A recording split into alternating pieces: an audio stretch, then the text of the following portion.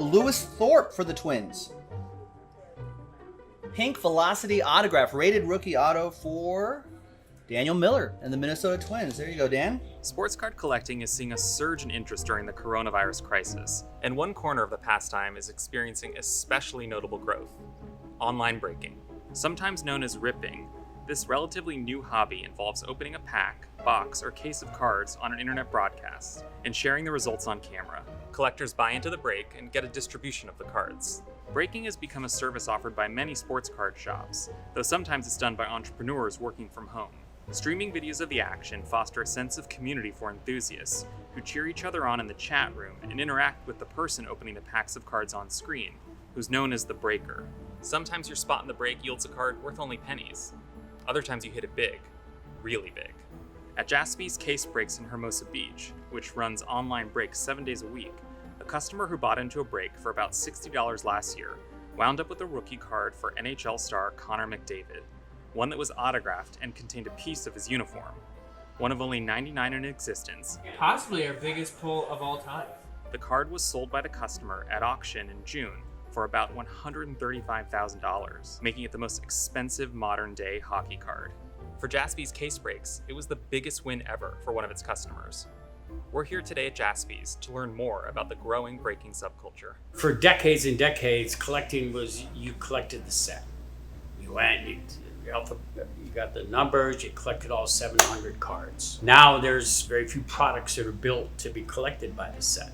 It's all about the hits, the patch cards, the autographs, the rookies. A group break is when a number of people can join in on a single box or a case of boxes that maybe they otherwise wouldn't be able to afford individually or on their own, or they're chasing a specific team. So let's say someone just wants to collect Dodgers stuff, right? They can join a baseball group break on our website, and they can just buy the Dodgers for like a fixed price. So then we unbox everything. Whatever the Dodgers cards that are pulled, if any, and whatever autographs and parallels and whatnot, that all goes to that one person who bought the Dodgers. Rated rookie autograph, Gavin Lux for Jorge and the Dodgers. A random team is just whatever the cost of the break or the case is, you divide it up by however many teams at an average price, and you just get a random team. So to participate in a case break at Jaspy's casebreaks.com, you would buy into a break usually the day before, and that's what I'm going to do. 2020 Panini Donruss Optic Baseball, 12-box case break number 6.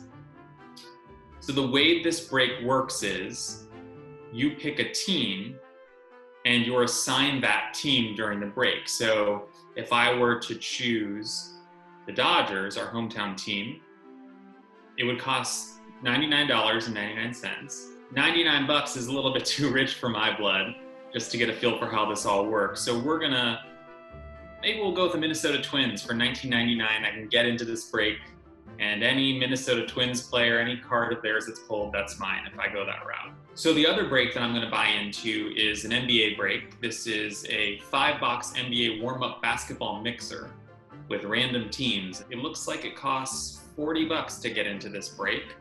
So a little bit more money than the baseball break we're going to try out. 30 spots, everyone gets a random team in the NBA. All cards shipped to the customers. It's only been a few years now where the card companies have sort of embraced case breaking. For some reason, because they just couldn't understand it. But now it's probably 60% of their inventory they produce goes to case breakers.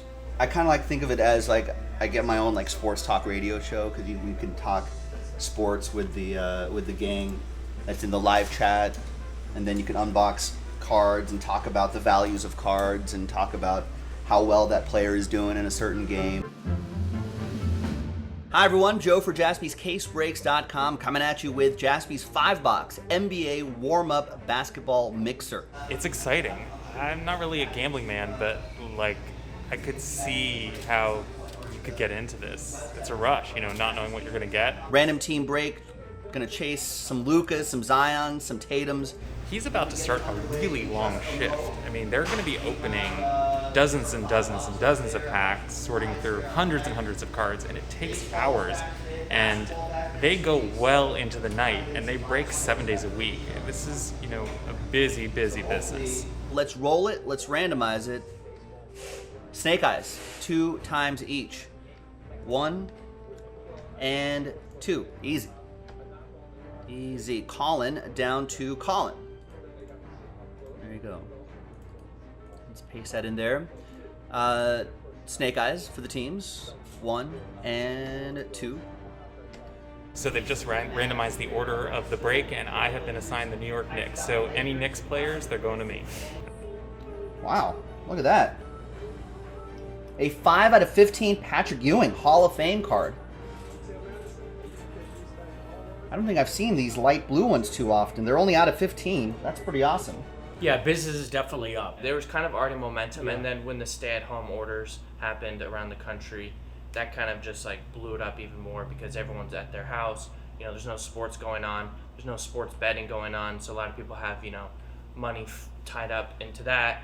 Now they don't have that anymore. So we are about to do a case break of Donruss baseball cards, and there are 12 boxes in the case.